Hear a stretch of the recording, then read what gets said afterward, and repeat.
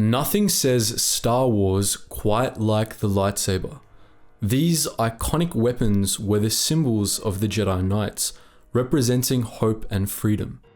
But what if we were to tell you that these iconic weapons had much more sinister origins than their reputation would suggest? Even though they were known first and foremost as the symbol of the Jedi, the modern lightsaber was actually an invention of the Sith. Indeed, Darksiders were responsible for nearly all advancements in lightsaber technology over the course of galactic history. Today, we're going to be discussing this secret history of the galaxy's most well-known weapon.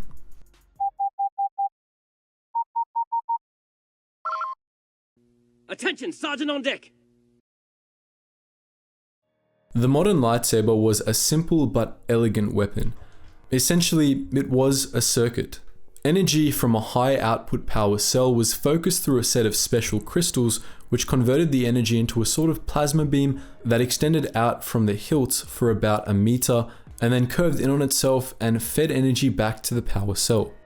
Crafting lightsabers required such an extraordinary degree of precision that the crystals could only be properly set through use of the Force. But the result was a devastatingly effective weapon. The crystals used to focus lightsaber blades were the most well-known part of the lightsaber, as well as the most mystical, so to speak. Lightsaber crystals, also known as kyber crystals, came in many varieties, from the more popular Adagen crystals and Ilum crystals to rarer, one-of-a-kind Force-attuned gems. Every lightsaber contained at least two crystals, a primary crystal that gave the blade its color, and at least one focusing crystal. Jedi often used more unusual gems in place of traditional focusing crystals, which often gave their blades unique properties in combat. These ranged from Krayt dragon pearls, which produced stronger blades that cut more easily, to Stygium crystals, which were said to amplify the stealth abilities of the user. If you're watching this video, odds are that you've seen Star Wars: The Clone Wars and know that most Jedi chose their first primary lightsaber crystals as younglings, forming Force bonds with them before building them into lightsabers. This was more of a rite of passage than a necessity, however. Jedi who lost or destroyed their first lightsabers didn't have to go back to Ilum with the younglings to get a new crystal, for example. The Jedi Order did have a stockpile of focusing crystals that knights and masters could choose from at leisure.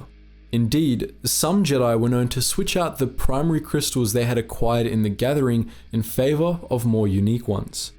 This, as you might expect, was how Mace Windu got his trademark purple blade. He swapped his original crystal with one that he was given on a mission to Hurricane. Additionally, some lightsaber crystals were synthetic. Though the creation of synthetic lightsaber crystals was practiced to an extent by the Jedi, it was only ritualized by the Sith, who almost exclusively used synthetic crystals. Sith would spend days locked inside blast furnaces synthesizing their crystals, using the Force to keep themselves alive while they shaped the gems with the purest hatred they could conjure up. The end result were crystals imbued with the dark side, crystals that, when used in a lightsaber, produced blood-red blades. The Sith claimed that these blades were superior to those of Jedi lightsabers, and indeed, there were a handful of recorded cases of Sith blades actually breaking the blades of Jedi lightsabers in combat. If these stories were true, such cases were exceedingly rare, however, and many Jedi maintained that the opposite was true, that their blades were the stronger ones. Regardless of whose lightsabers were superior, however, the weapon had a history steeped in the dark side. The first lightsaber-like weapons seen in the galaxy were made by the Rakata. These were called Force Sabers, and the earliest of their kind resembled lightsaber pikes more than modern lightsabers. Much like lightsabers, Force Sabers used focusing crystals to create powerful energy beams. Unlike with lightsabers, however, these weren't plasma blades, but rather dark side energies focused and given physical form. Force Saber crystals were alchemically grown so as to channel the dark side of the Force in this manner, and Force Sabers required the user to maintain a constant focus on the dark side to be usable. Unlike later saber-style weapons, Force Sabers were cut and dry dark side weapons which Lightsiders simply couldn't use without giving in to the darkness. The Force Saber was used primarily by the Rakata and their Force-sensitive servants, the Force Hounds. Shortly before the fall of the Rakatan Infinite Empire, these Force Hounds introduced the Force Saber to the Jedi, inadvertently starting a chain of events that would lead to the Force Wars of Tython. That conflict, fought between light-sided Jedi and dark-sided Jedi, was in part started by a debate over whether or not the Force Saber could be safely used. Perhaps ironically, those Jedi who opposed the use of the Force Saber were the ones who won the war and ended up reforming into the Jedi Order. For most of the history of the Jedi Order, Jedi didn't carry lightsabers or lightsaber-style weapons, but rather special swords. Much like later lightsabers, Jedi swords were crafted using the Force, which Jedi Padawans used to align the blade to make it extremely sharp. During this process, these blades were imbued with the Force, which caused them to glow faintly, much like later lightsabers would.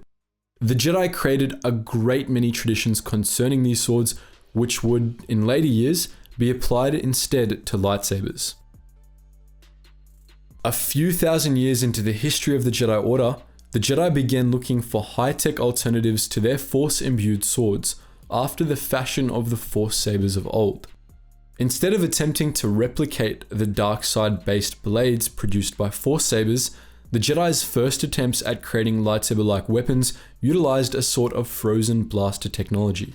By 15,500 BBY, the Jedi successfully created their first functional energy blade in this manner. However, the resultant weapon required large amounts of power and was incredibly unstable, making it inefficient and a poor choice for combat.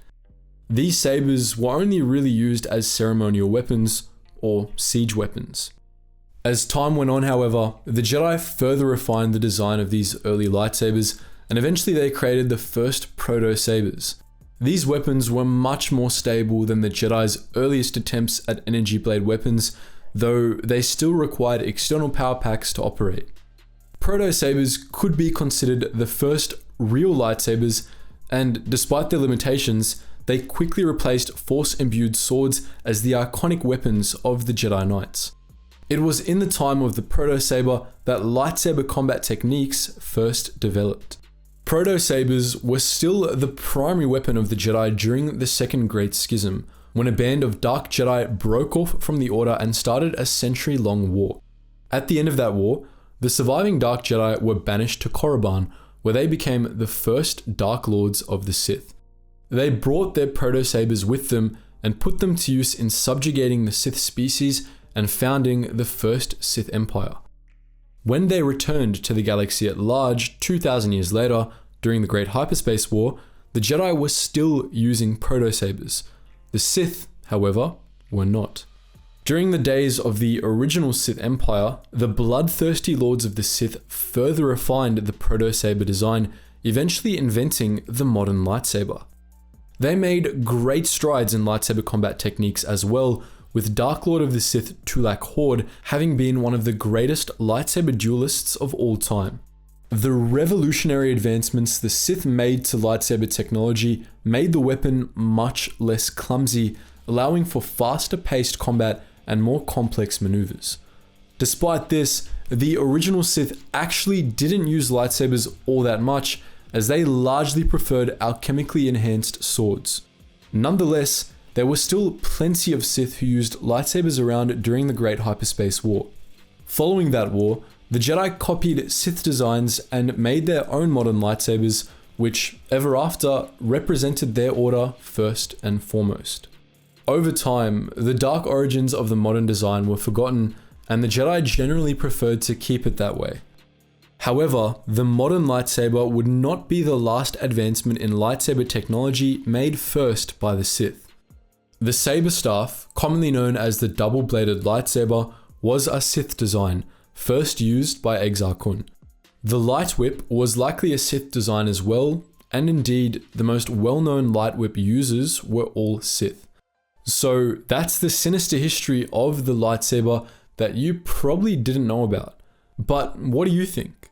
Are there other videos you'd like to see on the topic of lightsabers? Feel free to post your thoughts in the comment section below. And as always, guys, thank you so much for watching, and I hope to see you in the next video.